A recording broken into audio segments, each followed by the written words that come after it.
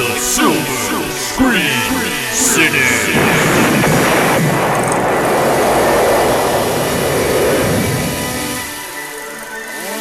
Alright, welcome back to the show. This is Jared. And this is Michael. And this is Eon.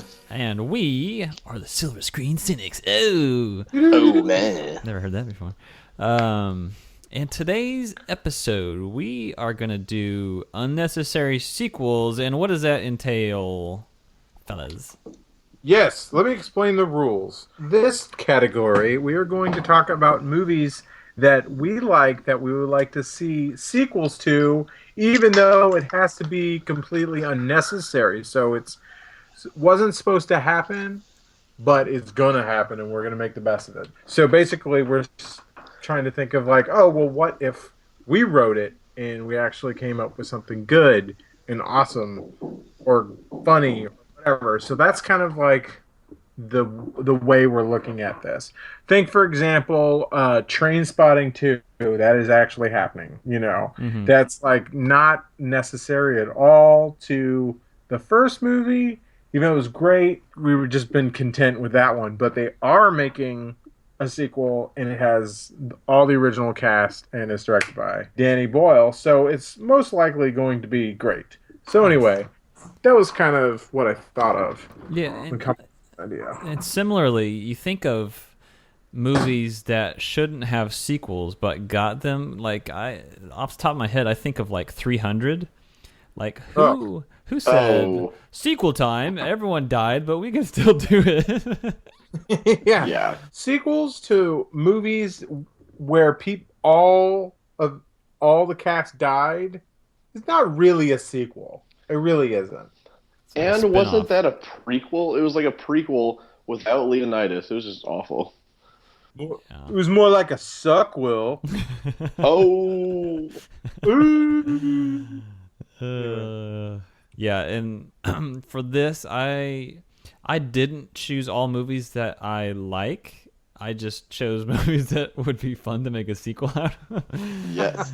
So I may have broken a rule that I didn't know existed, but hey, no, there's no rule. There's nothing that said all right. You had to do that. Very loose rules here. Loosey goosey. I kind of went the route of like Last Action Hero, and their Hamlet. You know, when they did the Hamlet movie with Arnold Schwarzenegger and Uzi. Kind of like those are kind of like what my sequels are like. Well, not necessarily. Mine are a little more tame than that. That was a little out there, but still awesome. Yeah, still great fodder to talk about. So, Jared, why don't you start us off? All right. I'm gonna save. Actually, no. I'll give you the title off the bat because I was pretty happy with my title.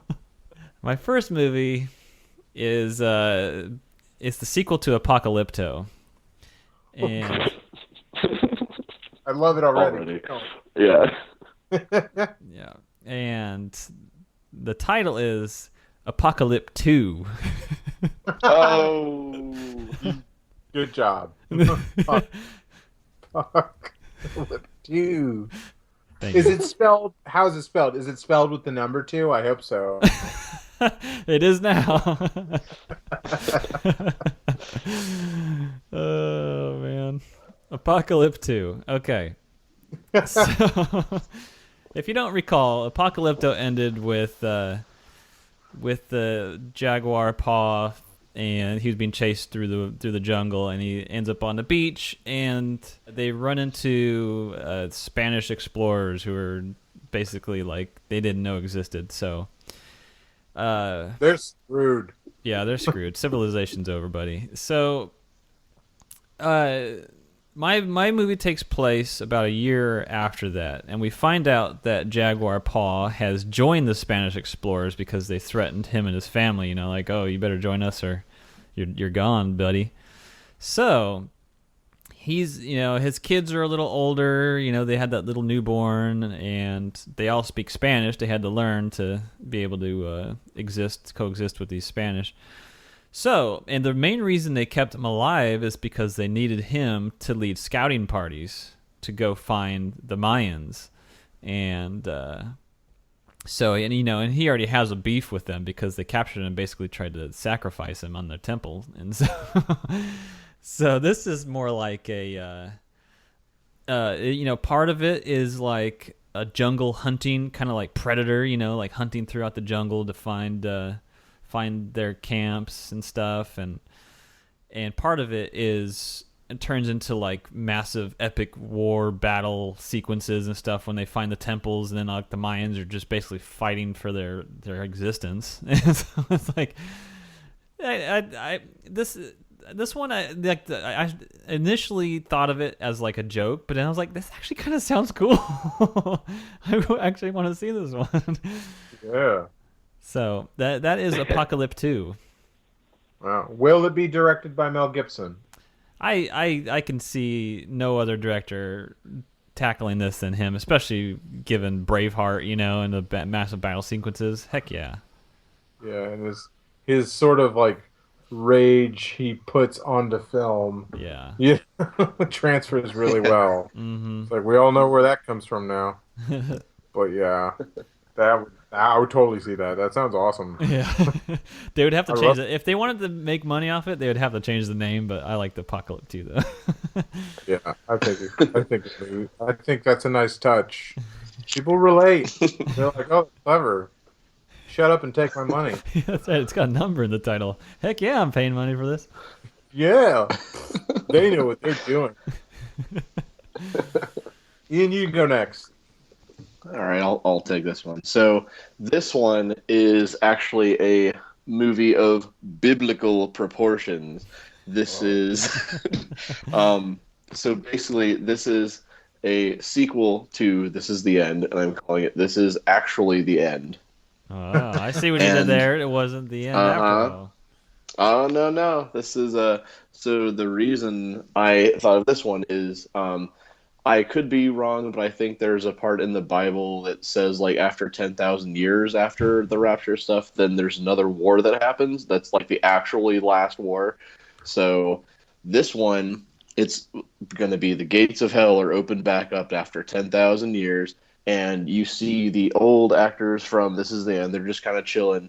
And then what do they see but the armies of hell led by I don't know, the Backstreet Boys, who were at the end of the last movie, because obviously Satan's like, you guys have power over people, you're going to, lead my armies, and so then it's Seth Rogen and Jay Baruchel, who are the protagonists from the first movie. They decide to fight against them, but then maybe Jay is seduced by evil, and Seth Rogen has to bring him back to the light side, I guess, and because this is actually the end. So even though they think they're cool, they're in heaven, they could still go to hell anyways. So, oh, those Backstreet Boys. I'm trying to think of what else they could come out of there, because there's perfect opportunities to throw in like the Bieber and oh yeah, like that could be their like lieutenants or something. Yeah. Oh yeah, kind of like with South Park, and they had like Hitler down there with them and stuff. Like there's endless opportunity for jokes, especially pop culture jokes. Yeah, oh, man, that'd be funny. Cool, Michael. What you got?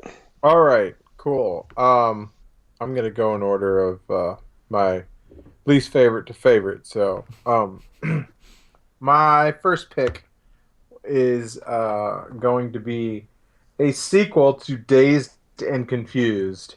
This is called Confused for Days. Yeah.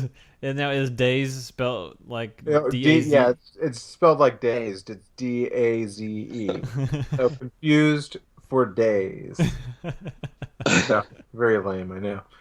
So this one, so I remember watching this movie and be like, man, I could totally, I wish this had a sequel, because I'm like, oh, I want to see what they do the next day, Mm-hmm. So in this one, this is going to take place in the same span of just like one day or one night, but this is going to be their high school reunion.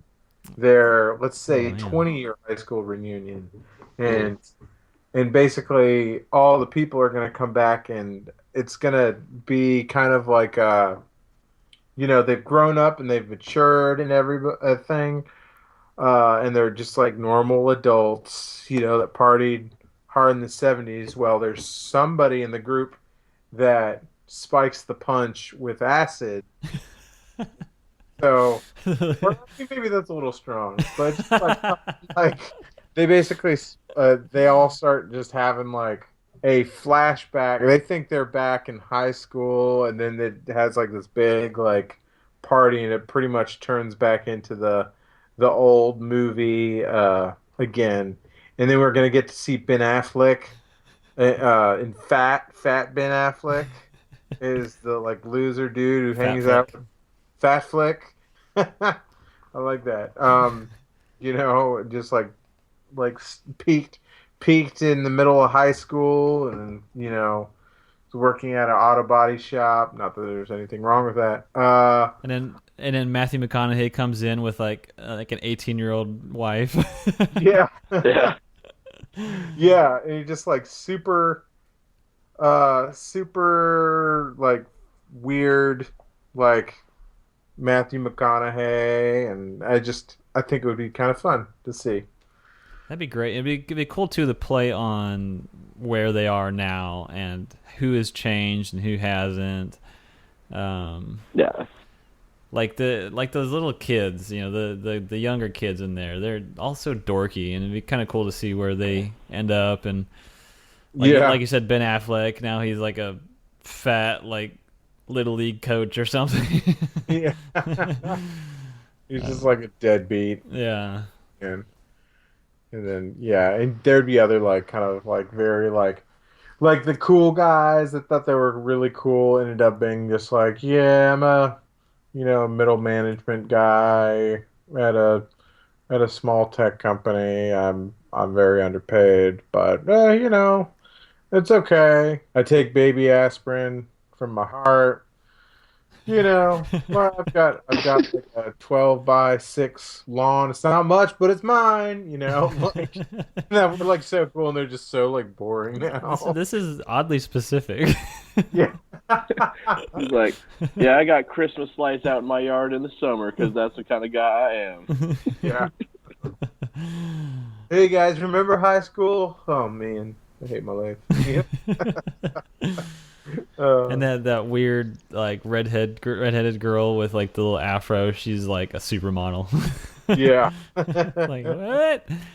That happened. Yeah. Actually, speaking of stuff in that movie that has changed, you know that bowling alley where where they're all hanging out, Uh-huh. when they're like, that's the thing about high school girls. I got old, they all stay the same age. Uh-huh. That is actually a barbecue place, and like they changed to a barbecue place now. And the only reason I know that is because I went there tonight, and I was like, wait a minute, this looks familiar. And then I saw a sign, and it was like, wow. Whoa. Yeah. So, Yeah, dude. That movie takes place in Austin, doesn't it? It does, yeah.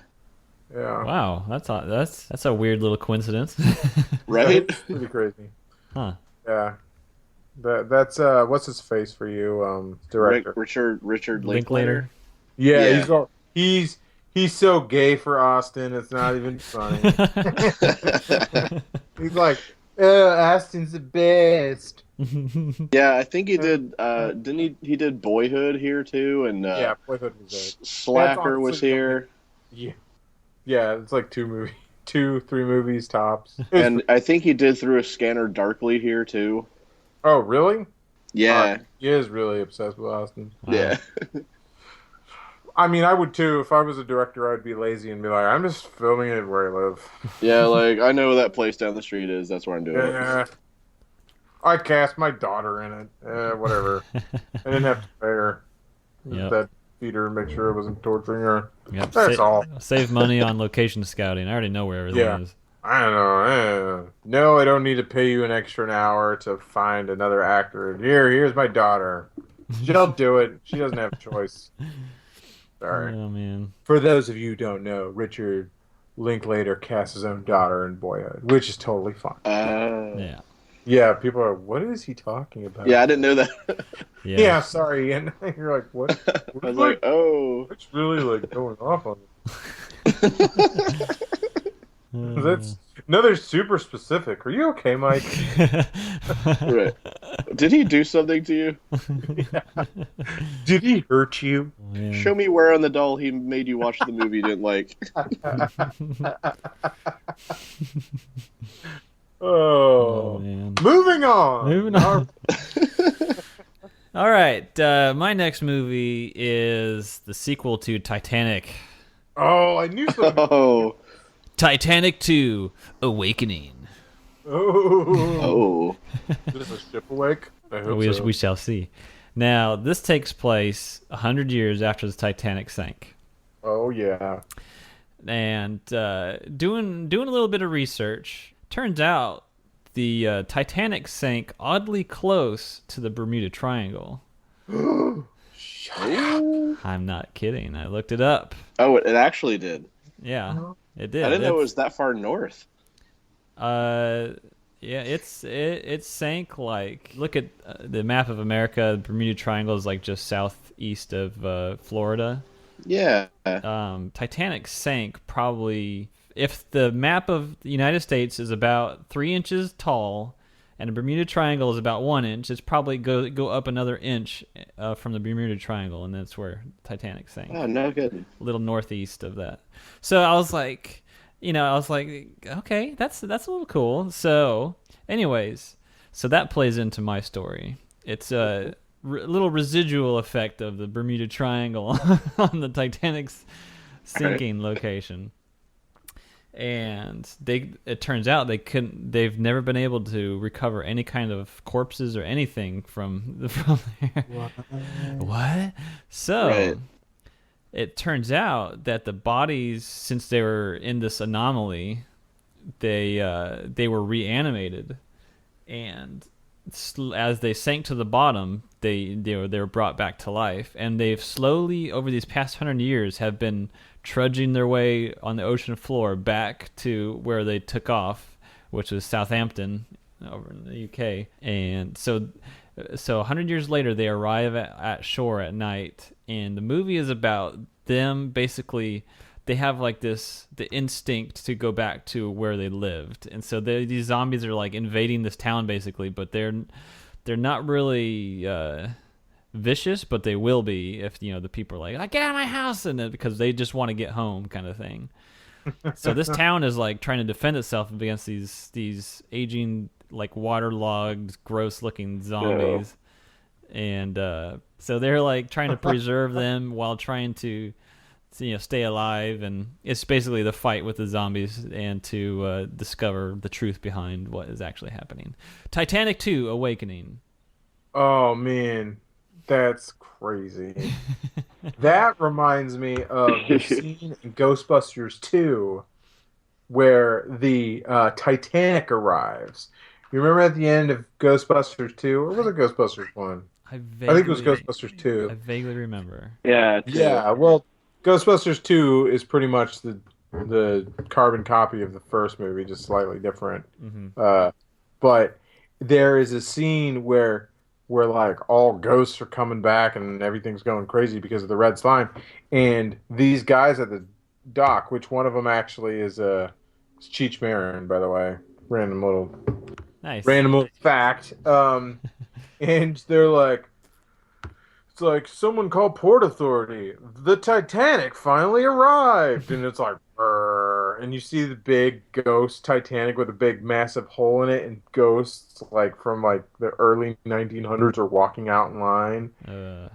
Scared me to death as a kid. I mean, I was able to handle that movie, like, even though it was kind of scary. But that scene, the Titanic coming back, freaked me out. Wow. I was so like weirded out by that. Your story reminded me of that. Sorry, I didn't mean to bring back old fears. No, it's a good memory. A bad memory. But it totally reminds me of that, and that totally makes me want to invest in your film. So here you go. Give me them dollars. Yeah. Yeah. Nice. Well, that's mine. All right, Ian's up next. Real quick, I have an idea for an alternate title for the movie. Uh-oh. Since it involved real people, it could be called Titanic Too Soon. Oh. Too soon. Wow. Well All done. All right. That's another subtitle to the movie. Yeah. Titanic Yes. 2 Awakening Too Soon. Titanic. Yes. All right. So next one. So this will be a sequel to Happy Gilmore, and it's called Happier Gilmore. And it's basically it takes place after the events of the first movie when he defeats Shooter McGavin in the golf tournaments, and he gets all the money and stuff, and he gets his grandma's house back from foreclosure, and they're all in good shape.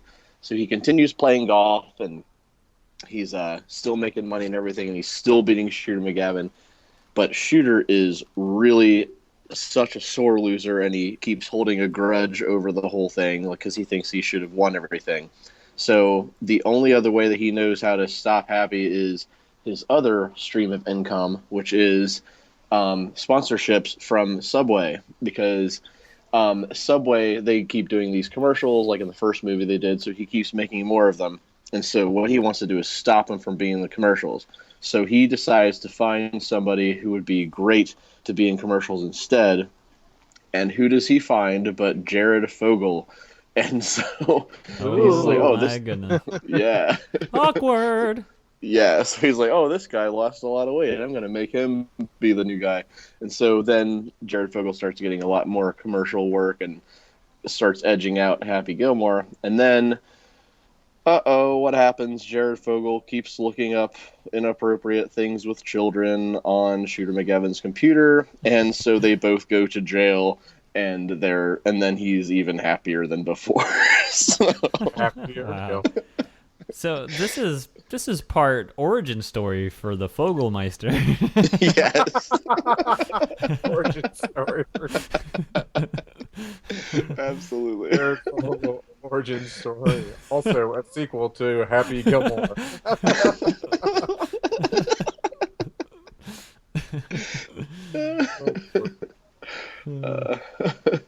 You think you know Subway sandwiches? I was born in them, molded by them. Oh man. My wife has an irrational fear of Jared Fogle's mouth. Oh, I don't know what it is. It's just the way it looks. So she would never watch this. Every time he comes on a commercial. no, Jared Fogle's mouth, like that dude's mouth looks like a melted Swedish fish. Wow. Oddly specific. Again. Very specific. Very specific episode. Yes. Oh man. Man. Yikes. Anyway. All right, over to you, Michael. All right, back to me. All right, this is the next one. I actually want to see this, and it is really a cool idea for a movie just because I just want to see it done. So, I'll save the rename for it for the end, but I want to do a sequel to Heat. I'll go ahead and say it. It's called Reheat. I like it. Perfect. So pretty much it's going to be, I mean, I don't remember a lot about this movie. It's been a long time since I've seen it. But, it's a movie about bank robbers and heist. And it's, Robert De Niro and Val Kilmer. And the cop, Al Pacino, is trying to figure them out and everything, find out who did it. So for the sequel... because I'm pretty sure Robert De Niro died, and same with Val Kilmer. I'm not sure about Val Kilmer, but pretty sure they died. So bringing back Al Pacino as the old detective, and the new bank robbers are going to be recast, or the new bank robbers are going to be Tom Hardy, Idris Elba, Ooh. and Michael Fassbender. Oh, whoa, that's quite the pedigree there. That's a good cast. Just like a really kick butt, intimidating team of bank robbers. And everybody remembers about Heat, just the scene where it was like, whoa, Robert De Niro and Val Kilmer at the time, not Val Kilmer now, was just like, whoa, they're just like unloading on cops and like they have like a hockey mask and it's just like very intense. So I would like to see that again. Um, but I'm going to call a reheat because that was just too good to pass up. Even though it might not match the tone of the movie because it would be kind of serious, but I think it's funny. So That sounds awesome. Just the Yeah. cast alone, man. yeah, so good. Like the title is totally a comedy, but I would absolutely see that. Yeah. Can we just get all those actors together to make something? Seriously. Yeah, I almost cast Ryan Gosling, but he's already in a bank robbing movie. Yeah. Yeah, Talking about the Place Beyond the Pines. Yeah. that's a great movie. Yeah, we don't want him getting typecast. Yeah, we won't want that now. Yeah. Yeah. Anyway, so I don't know the plot. I just know there'd be lots of flying bullets, but in a realistic way. That's why I'm definitely gonna have the same director, Michael Mann. Oh man, Which- he's great at So good. Yeah. gritty. Yeah. Like the just like firing a gun in a Michael Mann movie is really scary. You know. So loud. I remember seeing Collateral in the theater, and it was so loud, all the gunfire, and it like almost hurt my ears. Like it was almost ringing because it was just like intense and loud, and just like a real Yeah. shot. I was like, oh my goodness, this is awesome. Yeah, he makes all the rest of action movies like guns sound like pew pew pew pew pew pew pew pew. Yeah. Yeah. Pew, pew, pew. Yeah, if you've ever heard a gunshot anywhere remotely close, you know it is like deafening. So Yeah. it's nice that he gets it right. Yes. Let's reheat it. Reheat it up. That's mine. That's a good one. I like the title. Thank you. Reheat. All right, for my last one, I went into this with the goal of being ridiculous and going the full Arnold Schwarzenegger Hamlet route, and I ended up making things that I really want to see, and I wasn't expecting that.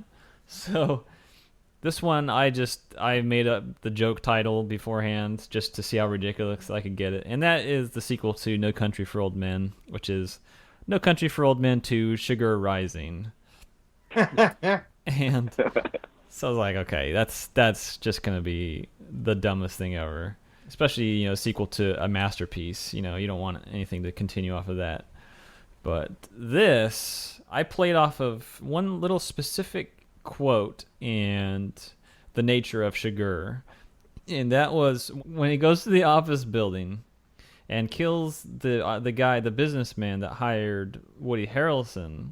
When he's standing there after he kills the guy, the accountant is there, and then he says to him, he gave the Mexicans a receiver, and then the accountant's like, well, he thought that the more people that he sent out, and then that was when he gives the awesome line, you picked the one right tool for the job, or something like that.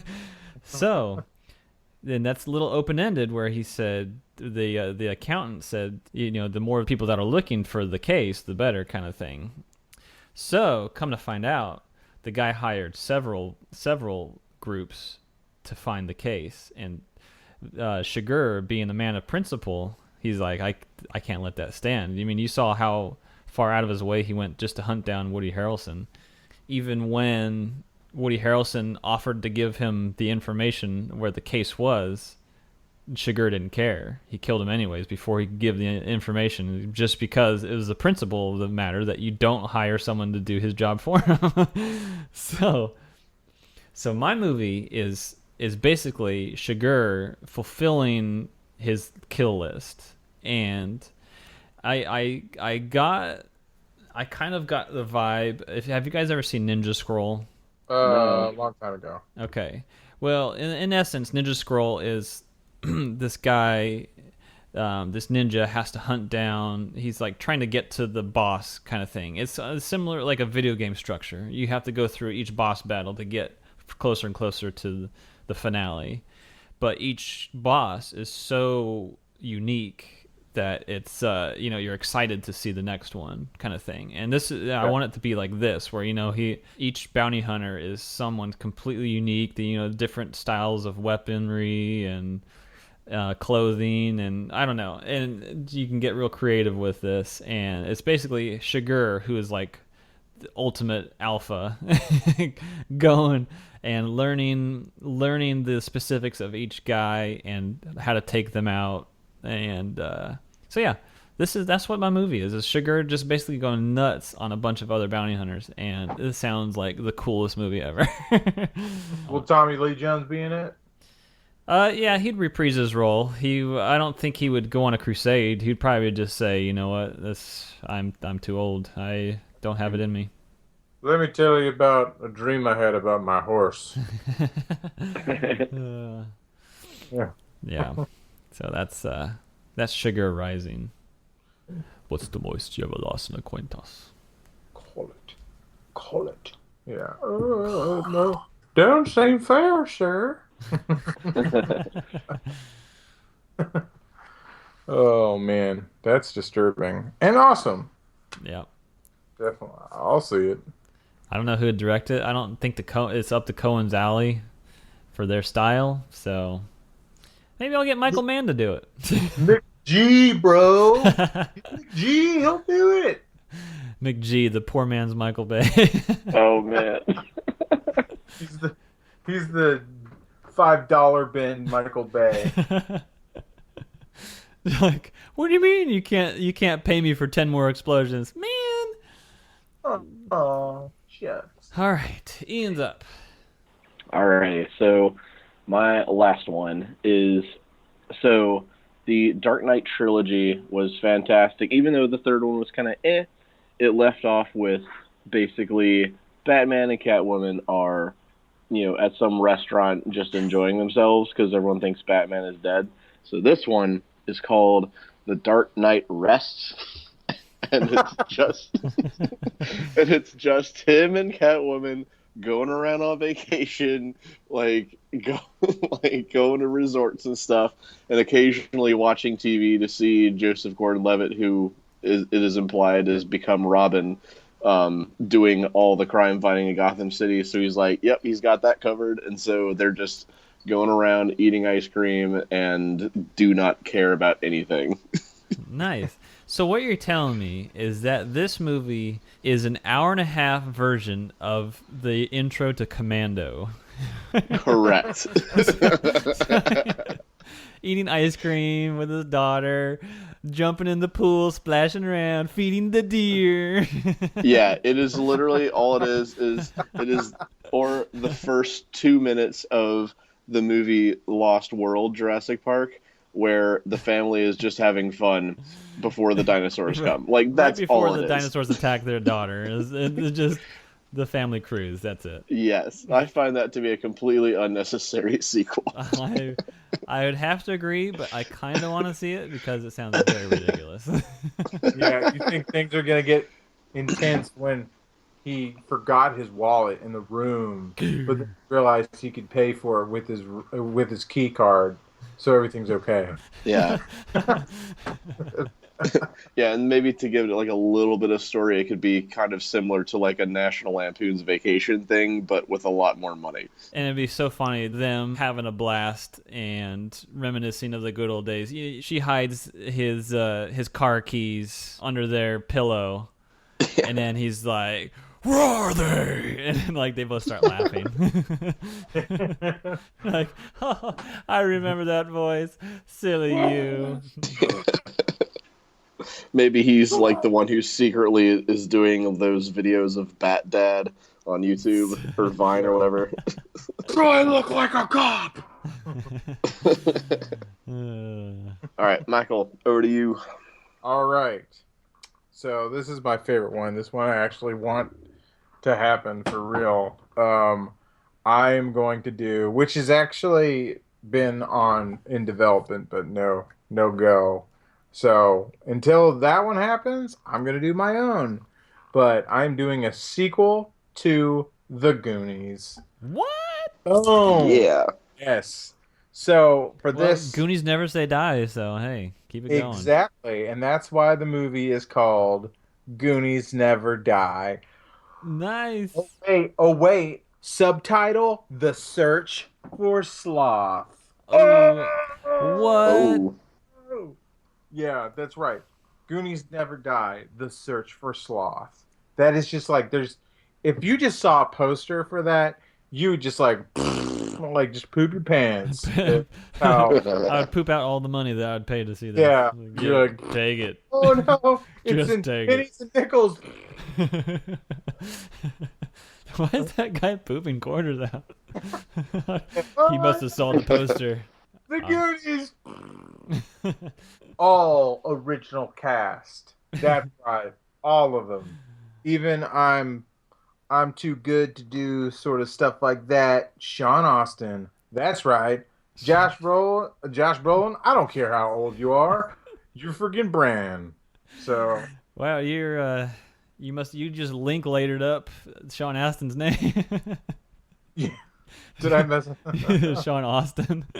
Oh, whatever. So with the plot for this is that it's the central character, even though they're all in it and they're all central, but the central character in this is Chunk, and it takes place probably about gosh, how long has it been? It's been like 30 years. About Good 30 night. years. Might do 20. I don't know. Well, no, let's do 30.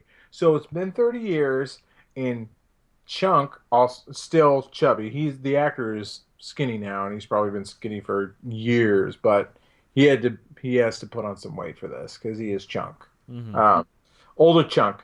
So he basically hasn't seen Sloth for like 10 years.